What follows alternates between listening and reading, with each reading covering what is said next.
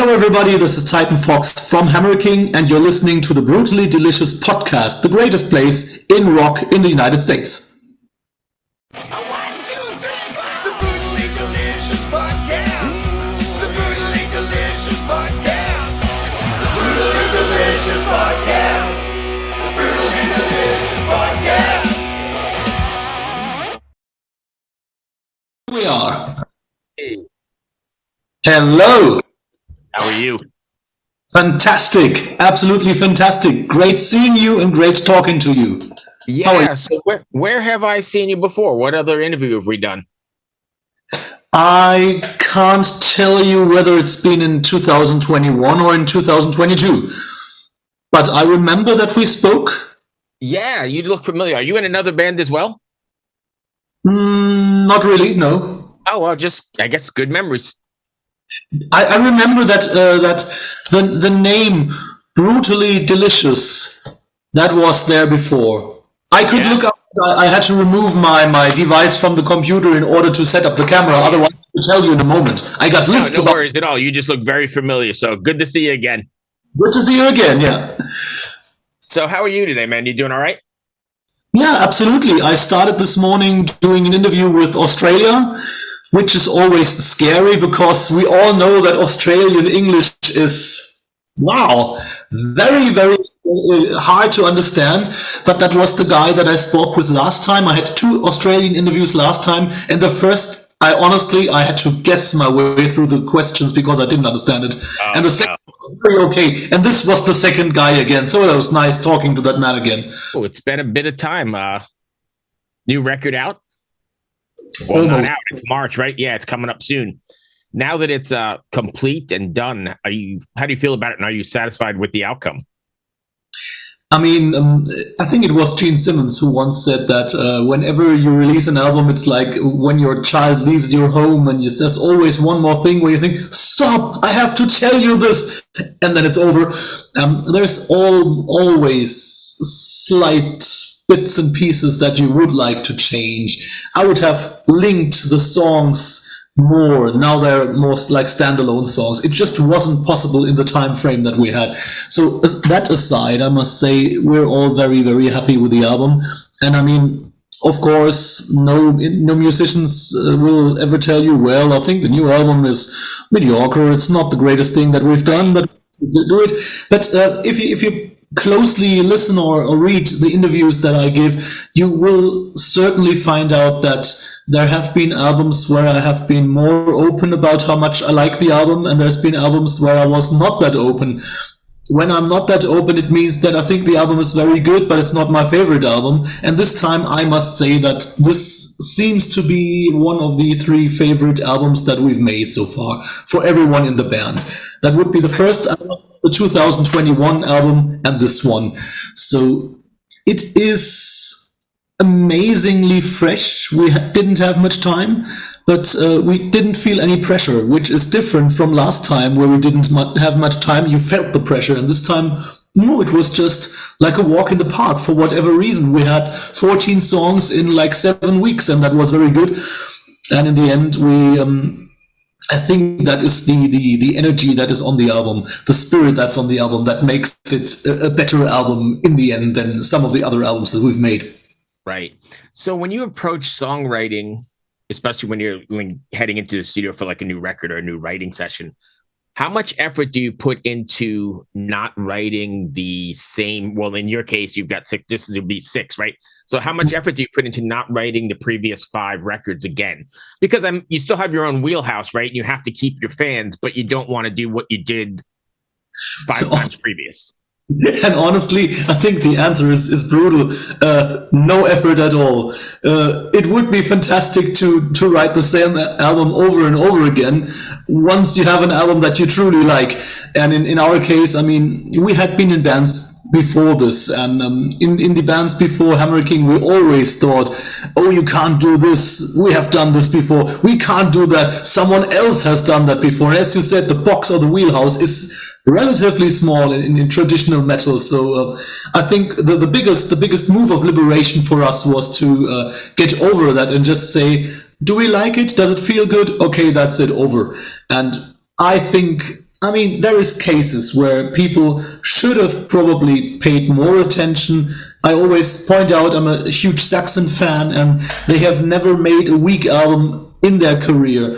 But when I'm critical, I must say that on Carpe Diem, the second to the new one, the one before, there have been at least 3 songs that were completely identical in chord structure, and that even I realized that, so maybe that's a bit too much. But otherwise, I mean, whatever we do, as long as we have the feeling that the spirit is good and that the song is catchy, I think we'll keep it just the way it is. And in the end, the albums are different nevertheless. If you look at the new one, it is a little bit closer to some elements of thrash metal compared to what we did before. I mean, Inside Our World, that is almost thrash metal. It's not real thrash metal, of course, but it has progressed slightly towards being a bit more aggressive every here and there and a bit more powerful than before. So I think there's enough progression.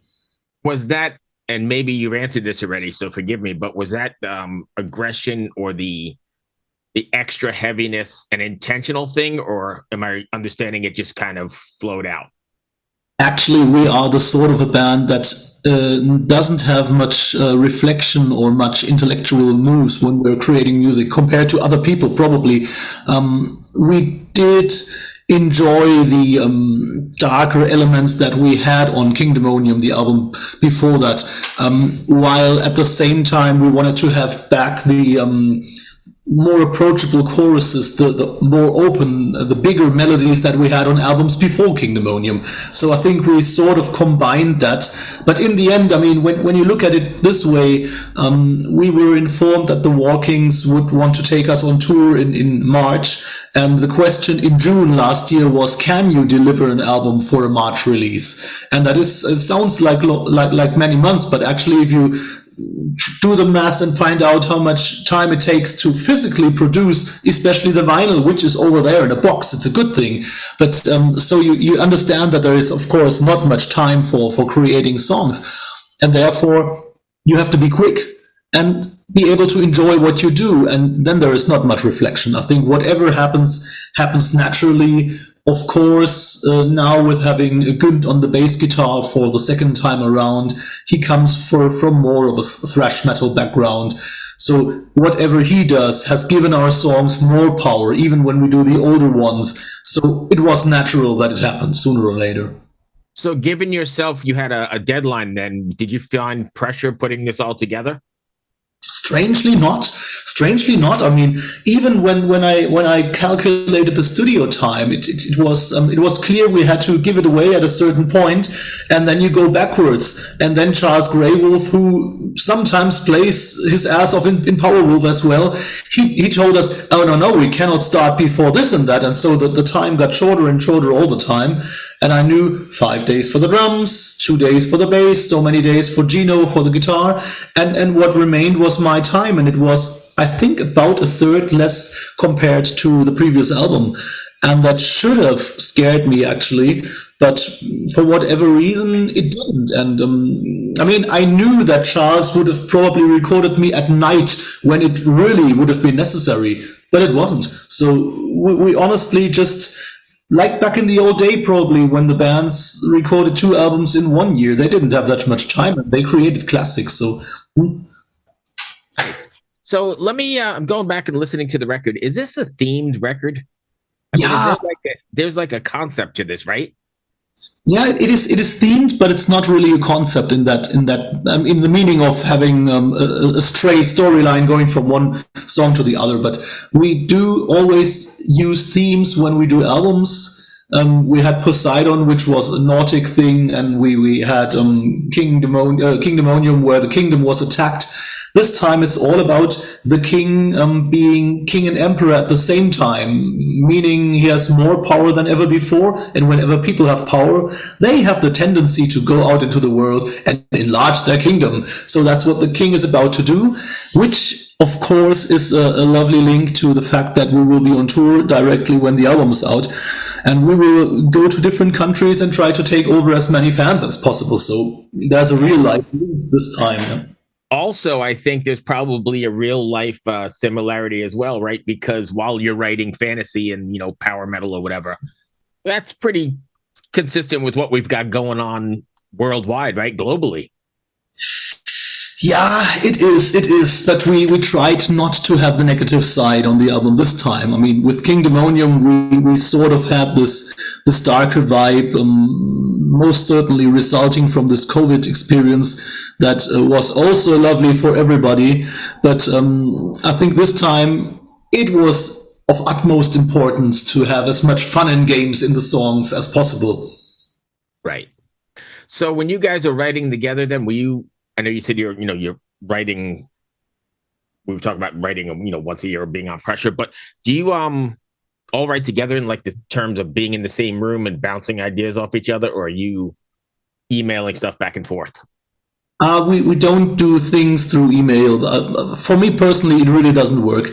I used to be the vocalist for Ross the Boss back in the day, a couple of years ago, and I know that we tried to write the first album through the internet because we didn't know how much time it would take us actually, and I worked my ass off because of course I wanted to prove myself and say, hey, look, Ross, I really worked.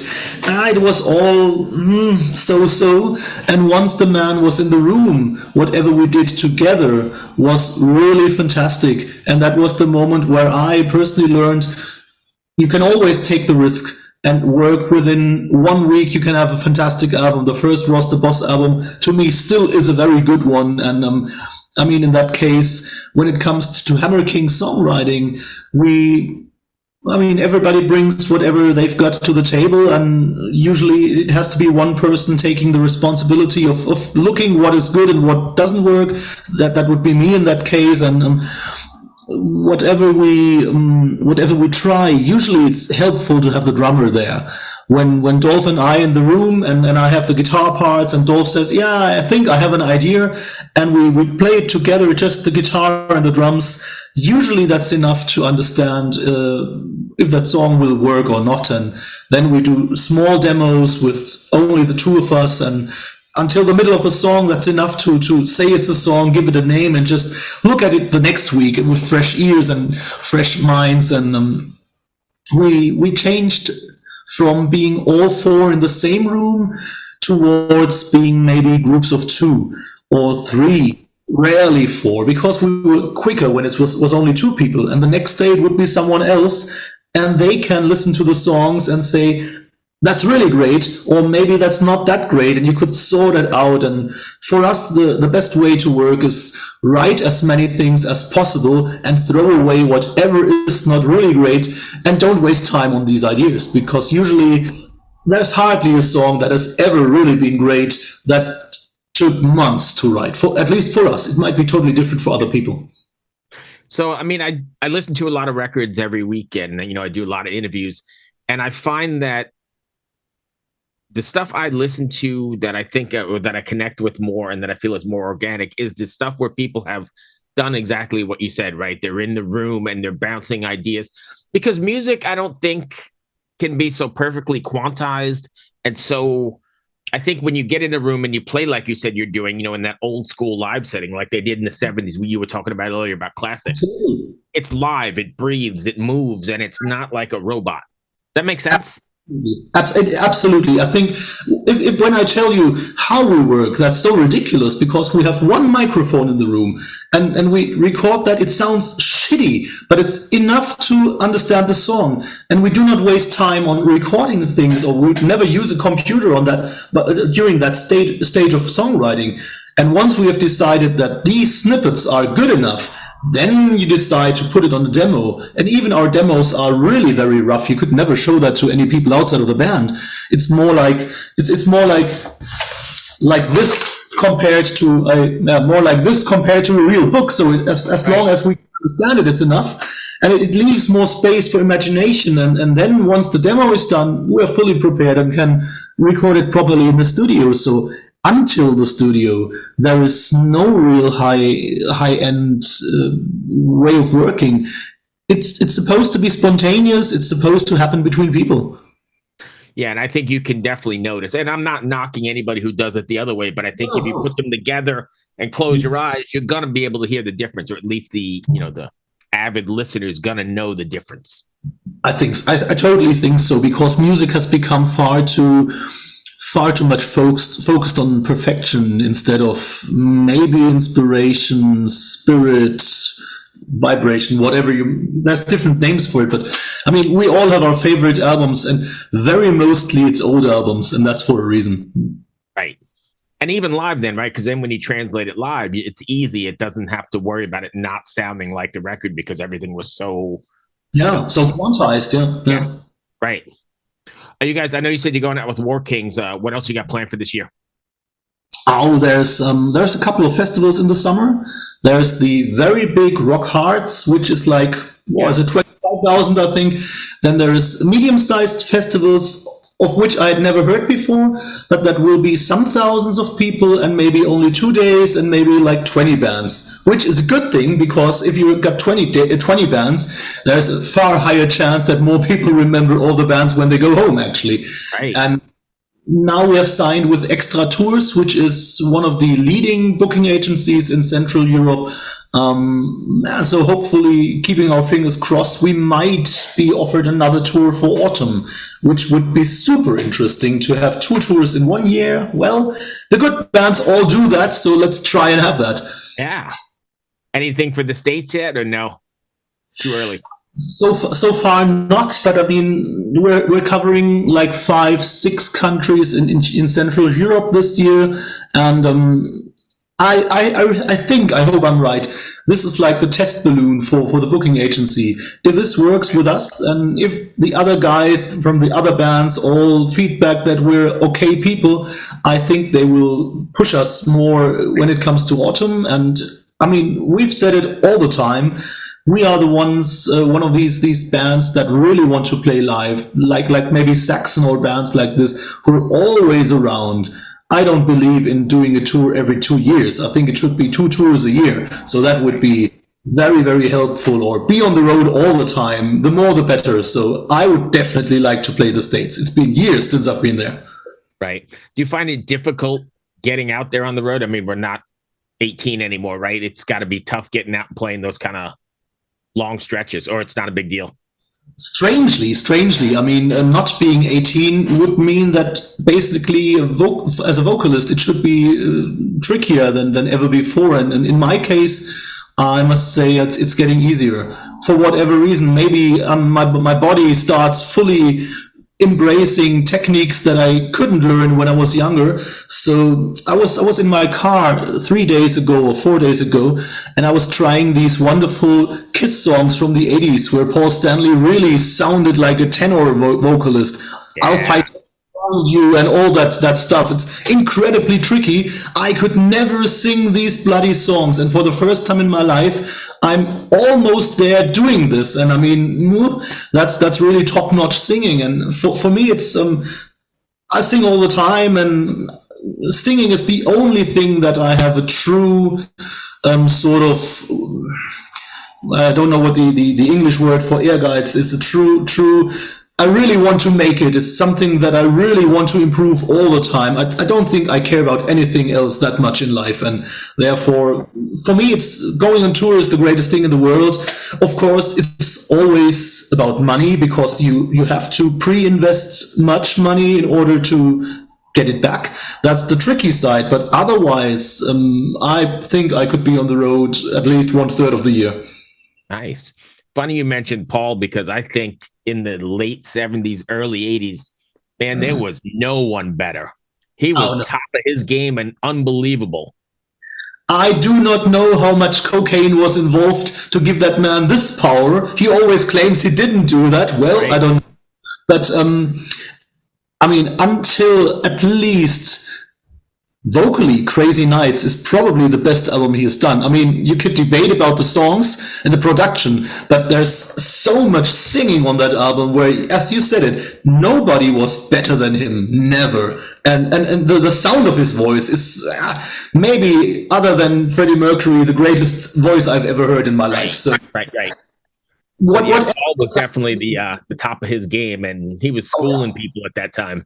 Oh yes, absolutely, and so that is, I mean, and being a singing, guitar playing vocalist myself, of course, he is a tremendous influence, because whatever this man has done, basically standing there, has not been any less than what other people did when they roamed the stage from the left to the right. So that is, Paul is definitely a huge influence on me, and I hope he will not influence me to the very last, meaning that I will run tapes in the future, but whatever. Yeah, I know. I just saw the end of the road tour, the last show at the Garden here. Oh, the last one. Yeah, I was at the last one. Oh, you're blessed. You're blessed. I saw him 2 months ago. Before that, 2 months before that. Yeah, I'm originally from New York, and I have a friend of mine who said, "Hey, if you get up here, I'll get you the tickets." And so I got up there, and we were somewhere in the back, but we were there, and it was something. I was in Mannheim. That was maybe the second to last Germany shows they probably ever did, and I think I was in the second or third row. So that was quite a dream come true. It was worth seeing, and yet, of course, you can say that it's not been what it used to be before. No. And I know we're off on a tangent here. Sorry, but I've seen Kiss probably 30, 40 times over my years. I'm a New Yorker, grew up just being a Kiss freak. And yes, I mean, I remember seeing him at their peak, like on Lick It Up with Vinny and Mark St. John and some really, really good shows. Yeah. I saw Revenge in a tiny theater, and it was just fucking great. Yes. The years go on, and I still go because, I'm still a Kiss fan, and, hoping for something better. But yeah. I mean, honestly, that's philosophy here, but Paul Stanley, especially Paul, is so charismatic, and he brought so much to the musical table that, honestly, if he only said "good evening" live, and the rest would have been from a tape, which it wasn't. But, I mean, if you study this, you can sort of figure out what was live and what not. Right. Even if he only greeted us live, it still probably would have been worth seeing it, because you still get chills. Absolutely. Yeah. I agree. Whatever it is. So yeah. Sorry, we were off on a tangent. So always worth it. I can talk about it all day long. If fans want to find you, can you give us all your socials and that sort of thing? Yeah, of course. We're on Facebook. We are on Instagram. I strongly believe we are on Twitter, and I am too. I never use it, but we have not conquered the magical world of TikTok yet, because we really don't know why we should. But everybody keeps telling us you have to go to TikTok. Maybe we have already started. I really don't know. And of course, there is hammer/king.com, the official website, where you find all the links as well. But I think we're on YouTube, of course, and yeah, you'll find us everywhere. There's too many of those social media platforms. I got really lucky. I have a lady who works for me or works with me, whatever, and she's like a social media person. And she came in and she's like, "Oh, you need TikTok and you need this," and she handles it all, and it's beautiful. Yeah. Every once in a while I get messages saying, "Hey, good post on TikTok." I don't even know what we posted, but yeah, the same here. I mean, when it comes to social media stuff, we have a guy who does that for us now, gladly. I mean, I'm in contact with him. I know basically what he does and when he does, but as long as I know that it works, well, I really don't invest too much energy. Right. There's too many, and there's too many other things going on, so I'm very thankful for absolutely. Absolutely. That kind of thing. That's all I have, my friend. Perfect. One take, my friend. Well, sometimes it happens. Good luck with the record. It's always great seeing you. Thank you very much. It was a pleasure talking to you, Bruce. Yeah, that was a good conversation. I know we were all over the place, but I like just talking. So absolutely the same here. Thank you. Be well, travel safe, and maybe we'll see you over here in the States. In the future, absolutely. Cheers, my friend. Bye-bye.